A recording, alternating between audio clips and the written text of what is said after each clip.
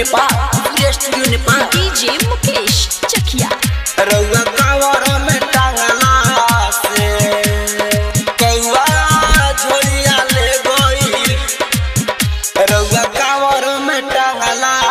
से ए बाबा कौआ झोरिया ले गई रउआ कांवर में टांगला से ए बाबा कौआ झोरिया ले गई रउआ कांवर में टांगला से लेके उड़ता दिल तुरता लेके उड़ता दिल तुरता नहीं देता रे मंगला से ए बाबा कौआ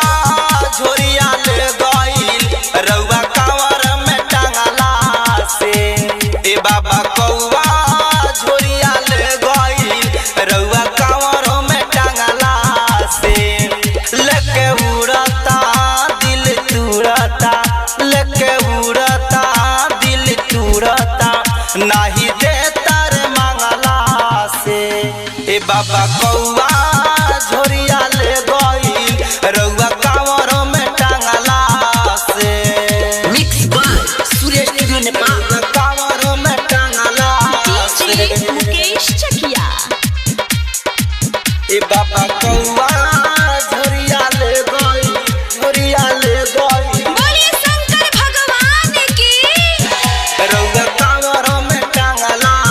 से ए बाबा गंगा जी के घटिए रानी धैले हो रानी धैले हो रानी धैले हो लेके उड़ल उतवच के नहीं भइले हो नहीं भइले हो नहीं भइले हो हटे न परेशानी बाबा नहीं बटला से नहीं बटला से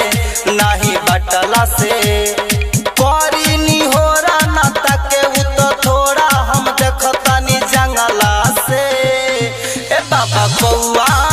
झोरिया ले गई रउआ कांवर में टांगला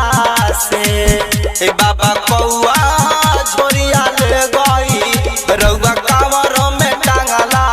से mix by Surya studio Nepal रउआ कांवर में टांगला डीजे मुकेश चकिया ए बाबा कौआ झोरिया ले गई झोरिया ले गई बोलिए शंकर भगवान की रउआ कांवर में टांगला से बाटे झोरिए भांग पैसा लेके उड़ता लेके उड़ता लेके उड़ता लौके जंगले कहा जाई दिल तुरता दिल तुरता दिल तुरता राइटर हरिशंकर देले भाड़ा मांगला से तो